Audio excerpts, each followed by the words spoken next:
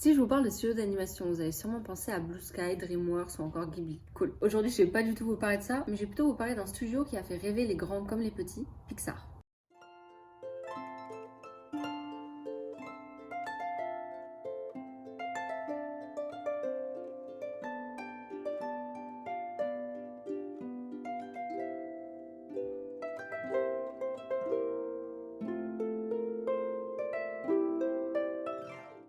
Salut! Il fallait absolument que je vous parle de ce studio qui a influencé mes choix de vie et surtout mes choix de carrière. Alors aujourd'hui, je vais pas vous parler du studio en lui-même ni même de son histoire, mais je vais plutôt vous faire une petite série de vidéos vous montrant l'envers du décor des films les plus importants. Alors aujourd'hui, je m'attaque à mon préféré, Monstres et compagnie.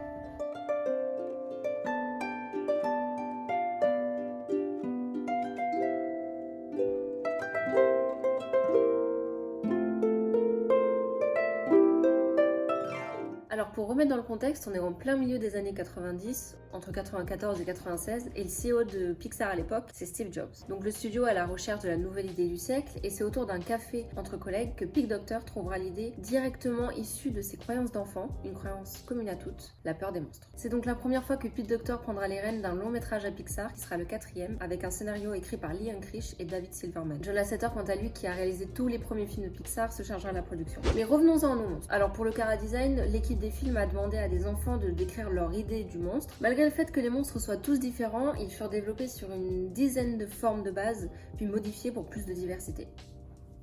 Pour ce qui est du scénario, il changea plusieurs fois, mais c'est celui de 97 qui se rapproche le plus du film que l'on connaît aujourd'hui. À la base, le film devait s'appeler Hidden City. Petite anecdote, le Hidden City Coffee était un café où l'équipe des films de Pixar avait l'habitude de se retrouver pour parler des films en production ou des films à venir, mais le café fermera ses portes en 2012. Il fait d'ailleurs un petit caméo au tout début du film.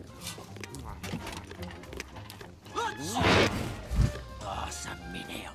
Le titre final, Monstres et compagnie, fut proposé par Joe Grant. C'est un ancien directeur des services de conception des personnages de chez Disney. Il a notamment travaillé sur des films comme Blanche-Neige, Pinocchio ou encore Alice au Pays des Merveilles. Alors l'idée de base, c'était qu'un homme ayant la trentaine affronte des monstres qu'il avait dessinés dans un carnet étant petit. L'équipe du film trouvait qu'un enfant collerait mieux à l'histoire, alors l'homme devient petit garçon, puis ils changèrent pour une petite fille. C'est donc la première fois qu'un humain est au centre de l'histoire. D'ailleurs, si vous ne le savez pas, le nom de la petite fille est Mary. Alors il est jamais mentionné dans le film, mais on le retrouve en signature sur un de ses petits dessins. D'ailleurs, c'est aussi le nom de la petite fille qui a doublé l'enfant, Mary Gibbs. Le nom initial de Sully était Johnson. Alors c'était un personnage avec plein de tentacules, mais l'équipe d'animation trouvait que ce serait un peu trop compliqué à animer, alors ils ont décidé d'enlever les tentacules. Dans une des versions du script, Bob, Mike en VO, était l'assistant de Léon, le méchant, mais devient finalement un personnage bien plus central en étant le bras droit de Sully pour donner une histoire plus touchante au personnage. Pour ce qui est de la ville, Monstropolis était en fait bien plus sombre et bien plus effrayante, mais en fait ils ont préféré garder une ville bien plus classique pour pouvoir montrer le fait que faire peur aux enfants n'est pas un style de vie mais bien un métier. Y a pas de monstre dans le placard. Bon, maintenant il y en a un, mais j'ai aucune intention de te faire peur. Je suis pas de service.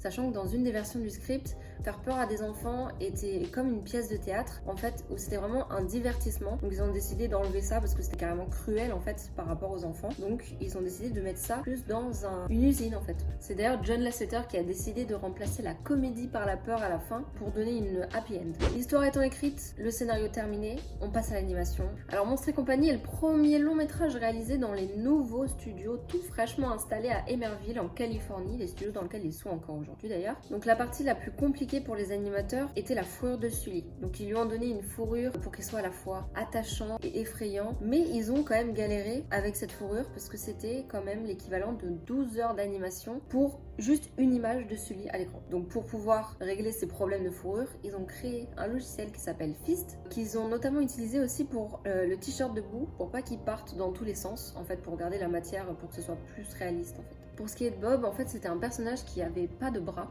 dans la première version, mais ils ont décidé de lui rajouter des bras parce qu'avec juste un seul œil, c'était très compliqué de faire passer des émotions. Donc ils trouvaient ça plus judicieux de lui rajouter des membres. Revenons-en à l'idée de l'usine de tout à l'heure. Passer dans le monde des enfants, il faut une porte. Il a bien fallu les créer, ces portes. Les animateurs, ils ont fait environ 5 500 000 portes pour cette scène. Pour ce qui est du doublage, au niveau de la version française, on a la merveilleuse voix d'Éric Métayer pour Bob. Tu nous enverras un email, c'est Bob Razowski, noneuil.com, Bob Razowski, ferme la porte et jette la clé. Et celle de Jacques Frantz pour Sully. Attendez, monsieur Sullivan! Je vous l'ai déjà dit 100 fois, appelez-moi Sully. J'oserais jamais, non. Bob, c'est pas la porte de Boo. Boo? C'est quoi, Boo? C'est comme ça que je l'appelle. Ça te pose un problème. Sully, il ne faut pas l'appeler. Tu commences par l'appeler et tu finis par t'attacher. Je pense pour ma part qu'ils ont quand même été super fidèles à la voix originale. How can I do this? I'm gonna be so stupid. This could destroy the company. The company? Who cares about the company? What about us?